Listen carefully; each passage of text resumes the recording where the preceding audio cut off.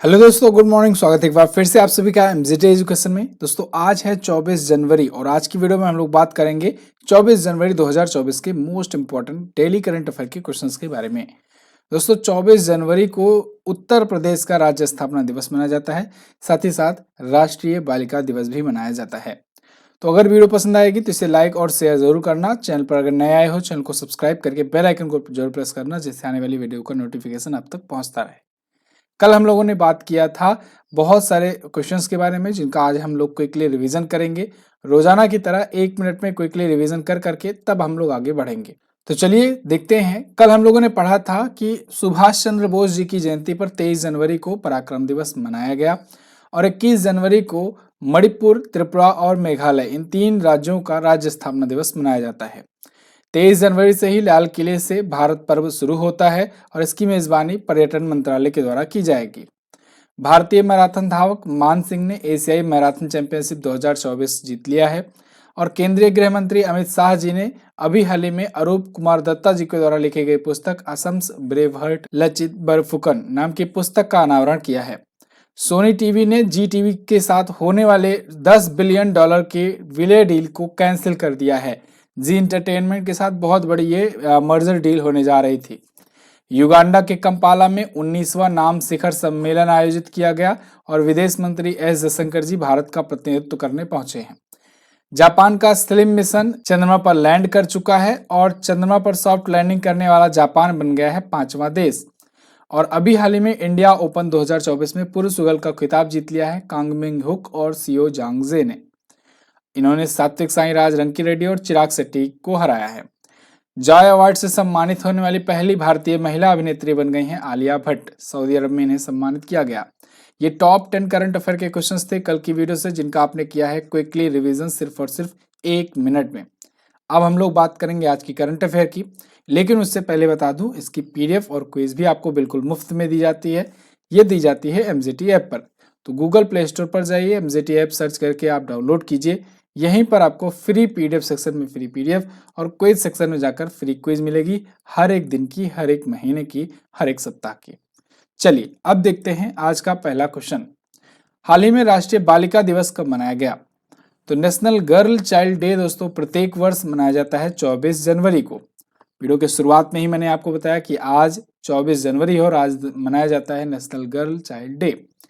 ये दोस्तों जो छोटी बच्चियां हैं या जो बालिकाएं हैं, उनको उनकी सेफ्टी के लिए, उनकी सिक्योरिटी के लिए, साथ साथ उनको सशक्त बनाने के लिए, लोगों में जागरूकता फैलाने के लिए यह दिवस मनाया जाता है।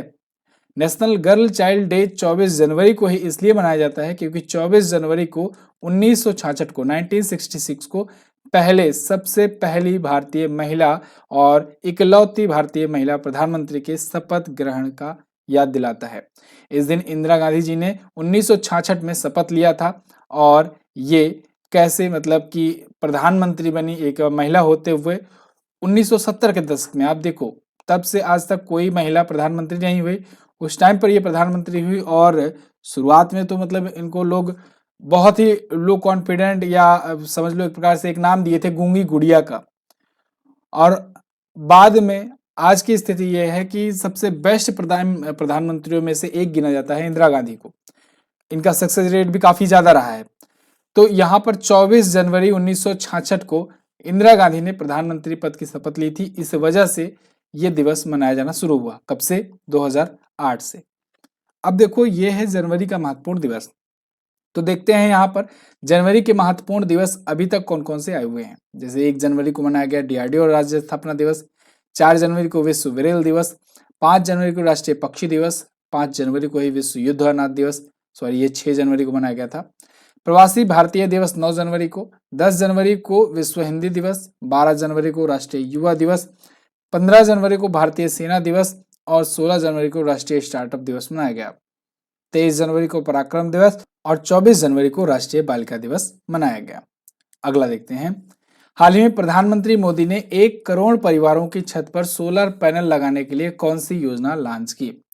तो दोस्तों पीएम मोदी ने अभी हाल ही में प्रधानमंत्री सूर्योदय योजना लॉन्च की है।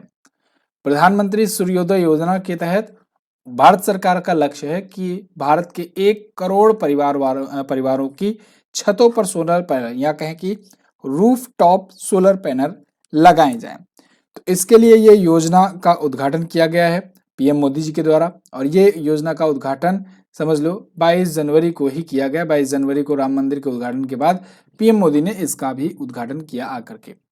तो इसका उद्देश्य यही है इस योजना का कि कैसे भारत को एक तो कार्बन मुक्त किया जाए जल्द से जल्द, क्योंकि हम लोगों ने टारगेट बनाया है कि 2070 तक अपने लोग हो जाएंगे जीरो कार्बन एमिशन वाले देश, ठीक है ना।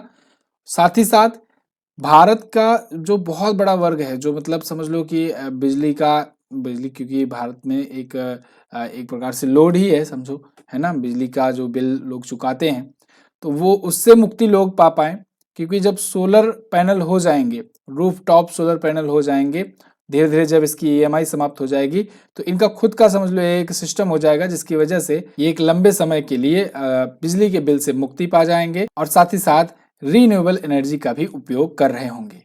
तो पीएम मोदी ने यहाँ पर आम नागरिकों को प्रोत्साहित करने के लिए ये कहा भी है कि सब लोग ज़्यादा से ज़्यादा इस परियोजना का हिस्सा बने और रूफ टॉप सोलर अपने घर पर लगवाएं। इसमें सरकार जो है 40% तक की वित्तीय सहायता भी देगी। पूंजीगत लागत का शुरुआत में जितनी भी लागत आएगी उसमें 40% केंद्र सरकार मदद करेगी। तो प्रधानमंत्री नरेंद्र मोदी की ये योजना है प्रधानमंत्री सूर्योदय योजना। आगे बढ़ते हैं। अब केंद्र सरकार की और भी बहुत सारी योजनाएं आए हुए हैं, उनको हम लोग रिकॉल कर लेते हैं। जैसे पृथ्वी विज्ञान योजना शुरू किया था कुछ दिन पहले ही, पृथ्वी विज्ञान के अध्ययन के लिए बच्चों के लिए। पीएम किसान भाई प्रोत्साहन योजना शुरू की गई थी। इसमें फसल की कीमतें निर्धारित करने में व्यापारियों का एकाधिकार तोड़ने के लिए शुरू किया गया था। इसके अलावा केंद्र सरकार ने क्षमता निर्माण योजना शुरू की थी सरकारी कर्मचारियों के लिए, और अमृत भारत स्टेशन योजना शुरू की गई है 1309 स्टेशनों के आधुनिकीकरण के लिए। पीएम श्री योजना शुरू की गई 6207 स्कूलों के लिए। इसमें जो नेशनल एजुकेशन पॉलिसी आई हुई है 2020, इसके तहत इसके अनुरूप पढ़ाई शिक्षा दी जाएगी बच्चों को। मिष्टी और अमृत धरोहर योजना ये सबसे इंपॉर्टेंट है। आर्द्र भूमि और मैंग्रोव क्षेत्रों को पुनर्जीवित करने के लिए ये शुरू की गई है। अटल वयो अभ्युदय योजना ये अव्यय योजना के नाम से जानी जाती है, ये बुजुर्गों को सशक्त बनाने के लिए है। और प्रधानमंत्री विश्वकर्मा योजना ये भी इंपॉर्टेंट है। ये 18 प्रकार के विश्वकर्मा जन को वित्तीय मदद देने के लिए शुरू की गई केंद्र सरकार के द्वारा विश्वकर्मा दिवस के अवसर पर। पोषण भी पढ़ाई भी योजना ये प्रारंभिक बचपन देखभाल और शिक्षा को मजबूत करने के लिए शुरू की।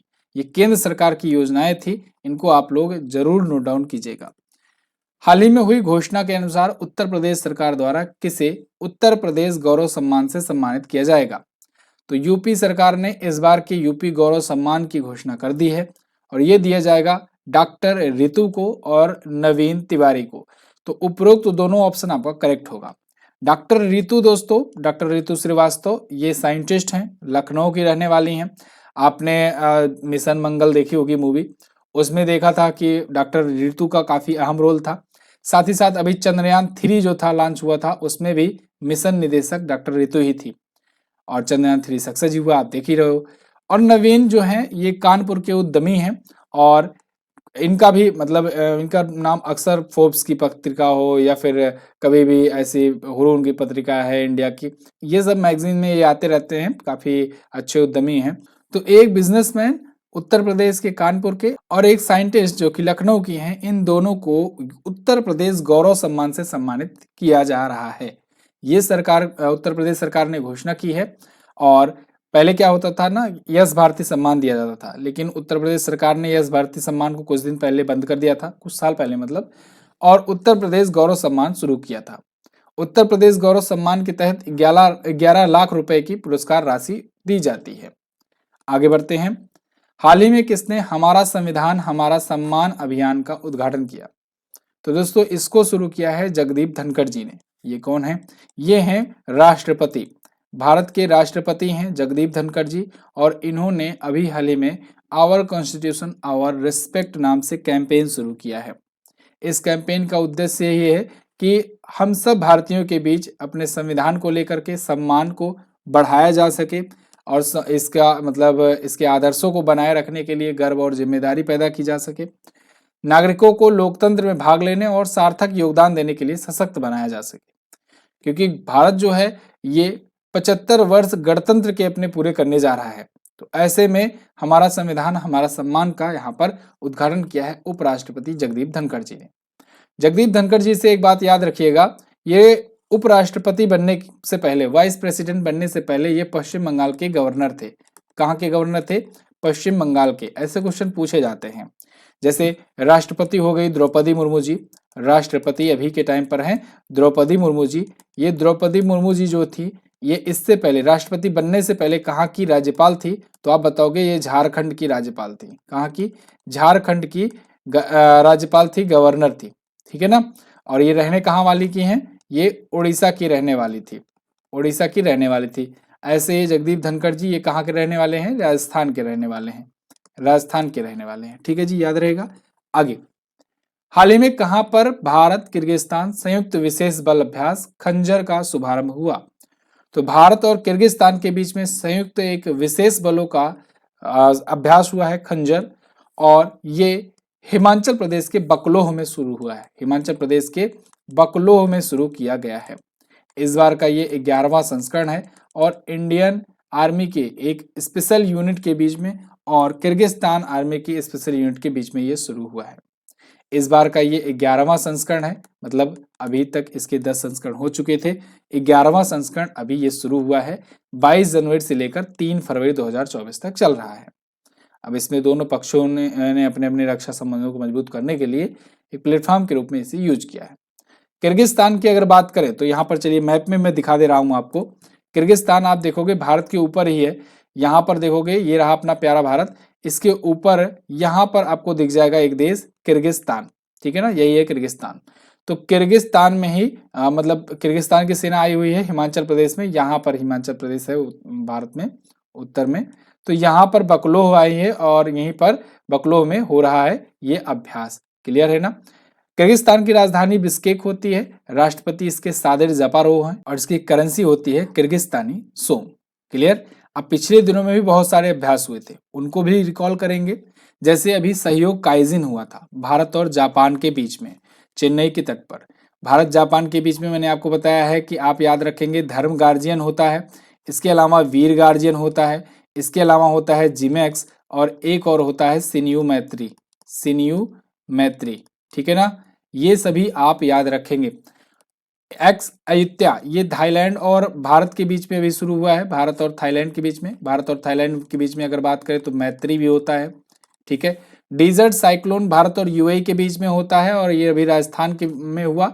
डिजर्ट साइक्लोन के अलावा डिजर्ट फ्लैग भी याद रखना, डिजर्ट फ्लैग, डिजर्ट फ्लैग भी याद रखना। देखो अगर आप रेगुलर देखते हो ना तो आपको मैं पूरा याद करवा दूंगा किस देश के साथ कौन सा अभ्यास होता है। ऑपरेशन प्रॉस्पेरिटी गार्जियन ये एक मल्टीनेशनल एक्सरसाइज था, लाल सागर में हुआ। विनबैक्स ये भारत और वियतनाम के बीच में हुआ, हनोई में। सूर्य किरण ये भारत और नेपाल के बीच में हुआ, पिथौरागढ़ में, उत्तराखंड में। आस्त्र हिंद ये ऑस्ट्रेलिया और हिंदुस्तान के बीच में हुआ, ऑस्ट्रेलिया और हिंदुस्तान के बीच में। वैसे असिंडेक्स भी होता है, असिंडेक्स भी होता है, ऑस्ट्रेलिया इंडिया एक्सरसाइज होता है। एक्स संप्रीति भारत और बांग्लादेश के बीच में उमरेई मेघालय में हुआ। युद्ध अभ्यास भारत और अमेरिका के बीच में हुआ।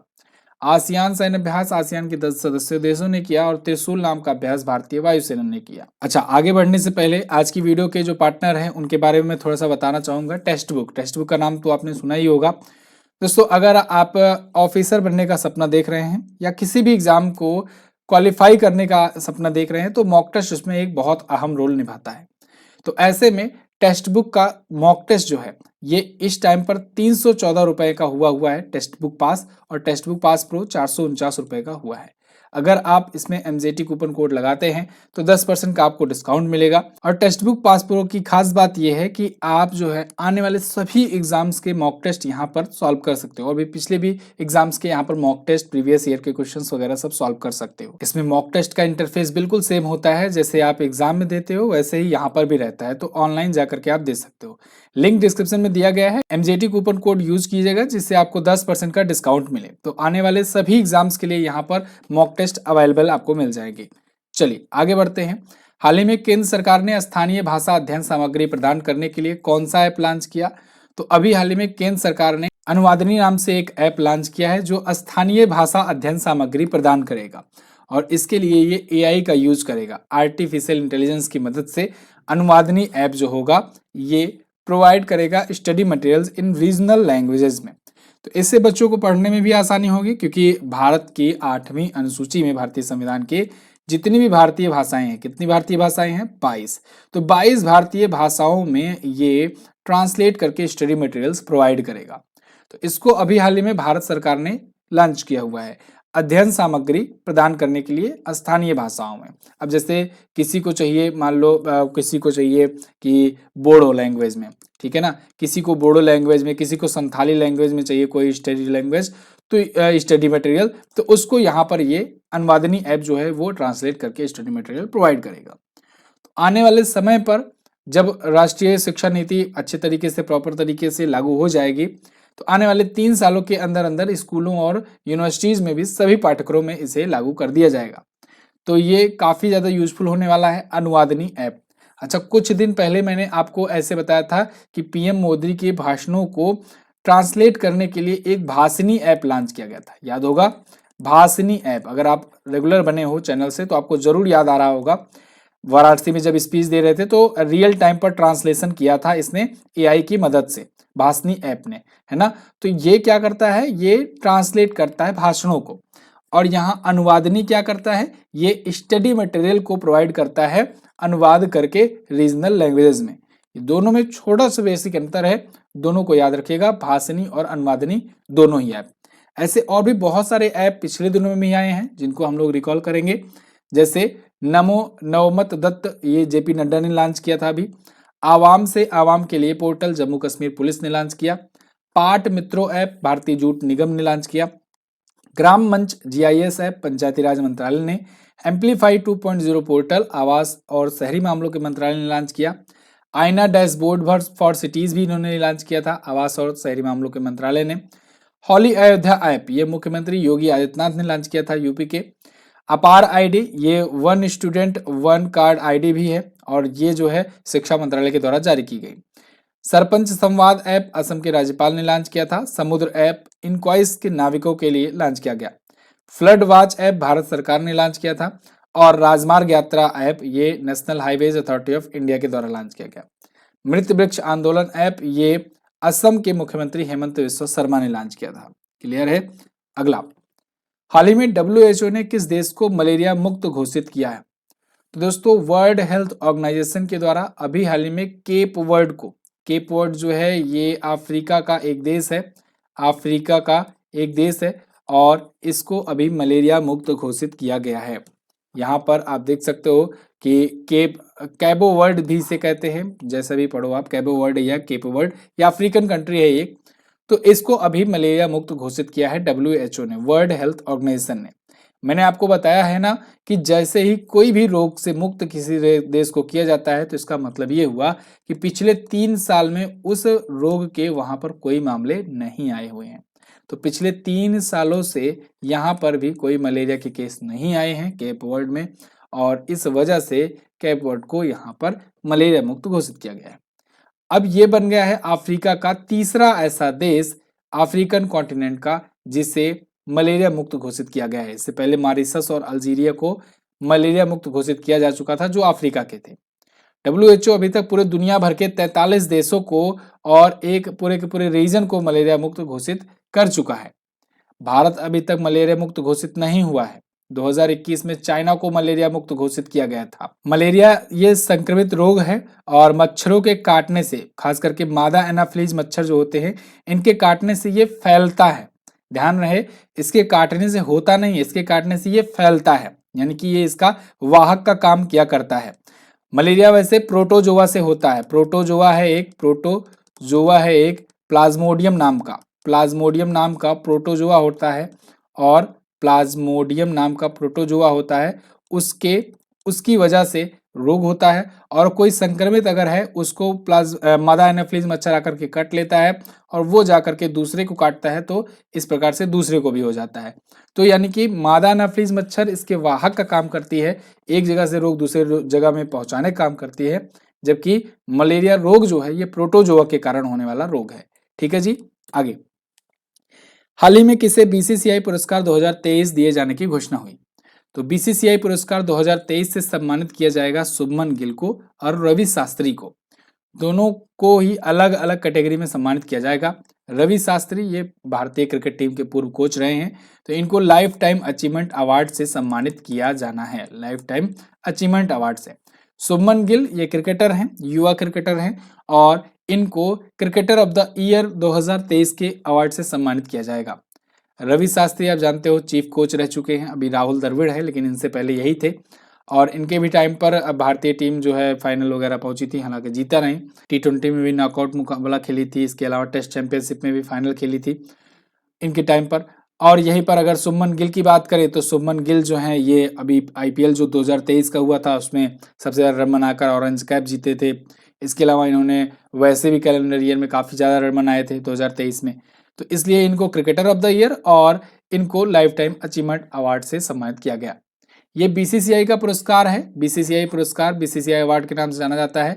हालांकि पिछली बार 2019 को दिया गया था, उसके बाद कोविड की वजह से इसको बंद किया गया था, तब से किसी को दिया नहीं गया था, अभी दोबारा से शुरू किया गया है। बीसीसीआई की अगर बारे में बात करें तो इसकी स्थापना दोस्तों हुई थी 1928 में। मुंबई में इसका हेडक्वार्टर है, वानखेड़े स्टेडियम में, और इसके करंट टाइम पर बीसीसीआई के अध्यक्ष जो हैं वो हैं रोजर बिन्नी। कौन है? रोजर बिन्नी इसके अध्यक्ष हैं। आगे बढ़ते हैं। ब्रांड फाइनेंस द्वारा प्रकाशित नवीनतम रिपोर्ट ग्लोबल 500 2024 के अनुसार सबसे मजबूत भारतीय ब्रांड कौन सा है? तो सबसे मजबूत भारतीय ब्रांड बनकर के उभरा है जियो। जियो ने एसबीआई और एलआईसी को पीछे करते हुए भारत में टॉप पोजीशन हासिल की हुई है, लेकिन ओवरऑल में इसकी 17वीं रैंक है। ठीक है ना, यहाँ पर ग्लोबल 500 कंपनीज की लिस्ट जारी की गई है, किसके द्वारा? ब्रांड फाइनेंस की द्वारा, और इसमें जियो जो है ये ओवरऑल 17वें पोजीशन पर है, 17th पर है जियो। ठीक है ना, भारत में तो टॉप पर है, यहाँ पर ओवरऑल में 17 पे है। और एसबीआई और एलआईसी ये तो और पीछे है। एलआईसी 23वें स्थान पर है, वहीं एसबीआई इस लिस्ट में 24वें स्थान पर है। ठीक है जी। अब टॉप पर कौन है? टॉप 3। तो ब्रांड फाइनेंस की इस लिस्ट में टॉप 3 में अगर बात करें तो वीचैट, यूट्यूब और गूगल है। क्लियर है जी। आगे बात करते हैं। अंतर्राष्ट्रीय छात्रों को कितने वर्षों के लिए कनाडा में रहने की अनुमति दी गई? तो अभी कनाडा गवर्नमेंट ने अंतर्राष्ट्रीय छात्रों के लिए, इंटरनेशनल स्टूडेंट्स के लिए 2 साल की ही अनुमति दी है कनाडा में रहने के लिए। मतलब एक नया नियम पारित किया है इन्होंने, और इन्होंने कहा जितने भी इंटरनेशनल स्टूडेंट्स हैं, खास करके सबसे ज़्यादा यहाँ पर इंडिया के ही होते हैं, तो यहाँ पर स्टडी परमिट केवल 2 सालों के लिए ही दिया जा रहा है। यहाँ पर इन्होंने ये कहा है कि आगंतुकों की संख्या बहुत ज़्यादा बढ़ गई है, बहुत रिकॉर्ड वृद्धि देखी गई है, और इस वजह से यहाँ पर आवास संकट आ गया है, मतलब रहने की व्यवस्था में प्रॉब्लम्स आने लगी है। वहाँ के जो लोग हैं उनको दिक्कतें आने लगी है, इतनी भीड़ बढ़ गई है। समझ लो जैसे कि आप प्रयागराज या फिर दिल्ली का मुखर्जी नगर समझ लो, है ना। तो कुछ इस प्रकार से यहाँ पर भी भीड़ बढ़ गई, तो इस वजह से इन्होंने लगा दी है एक प्रकार से लिमिट कि 2024 में लगभग 3,60,000 छात्रों के लिए ही ये स्टडी अनुमति मिलेगी यहाँ पर। ठीक है, बाकी खालिस्तानी तो जा ही सकते हैं। फिलहाल 2023 की तुलना में 35%, जो कि कम है। पिछले साल 5,60,000 अध्ययन वीजा जारी करने की घोषणा की गई थी और की भी गई थी। अब की बार ये कहे हैं केवल 3,60,000 ये स्टूडेंट वीजा जारी करेंगे। ठीक है, कनाडा की बात हो रही है। तो ये फिलहाल ये थे आज के दिन के टॉप 10 करंट अफेयर के क्वेश्चंस। आई होप आपको आज के क्वेश्चंस पसंद आए होंगे और आपको समझ में भी आया होगा। अगर वीडियो समझ में आई है तो वीडियो को लाइक कीजिएगा, चैनल पर नए आए हो चैनल को सब्सक्राइब करना, और इसकी पीडीएफ आपको टेलीग्राम पर भी दी जाती है, तो टेलीग्राम ग्रुप भी अपना ज्वाइन कर सकते हो पीडीएफ के लिए फ्री में। तो MJT एजुकेशन जाकर के आपको सर्च करना है और ज्वाइन कर लेना है ग्रुप को। कल मैंने आपसे क्वेश्चन पूछा था कि अयोध्या के राम मंदिर में किस देश से लाए गए शालिग्राम पत्थर का इस्तेमाल किया गया है? तो नेपाल से लाए गए शालिग्राम पत्थर का इस्तेमाल हुआ है। निफ्टी में कुल 50 कंपनियां होती हैं, इसलिए निफ्टी 50 कहते हैं, और NSE की ये मार्केट होती है। 23 जनवरी 2024 को सुभाष चंद्र बोस जी की इस बार कौन सी भी जयंती मनाई गई, ये आपको आज बताना है। साथ ही साथ आपको ये भी बताना है किस राज्य को 1987 में पूर्ण राज्य का दर्जा दिया गया। तो दोनों ही क्वेश्चन अच्छे क्वेश्चन हैं, दोनों के बारे में जो भी पता हो डिटेल में जरूर आंसर करना, और इसकी क्विज पीडीएफ आपको MJT ऐप पर मिलेगी, उसका भी आप लाभ उठाइए। MJT app Google play store से डाउनलोड कीजिए। इसके अलावा हमारी किताब भी आई हुई है, इसको आप अमेज़न से जाकर के ऑर्डर कर सकते हो। ऑफलाइन बुक है, इसको ऑर्डर करके आप अपने घर पर भी मँगवा सकते हो। रिव्यू और रेटिंग वगैरह जाकर चेक कर लेना। 5 आउट ऑफ 5 स्टार रेटिंग चल रही है और बाकी जो है कंटेंट तो दमदार है ही, बाकी आप लोगों के रिव्यू पढ़ कर के समझ ही जाओगे। चलिए बहुत-बहुत धन्यवाद। मिलेंगे दोस्तों अब अगले दिन की वीडियो में, तब तक के लिए नमस्कार, जय हिंद, वंदे मातरम।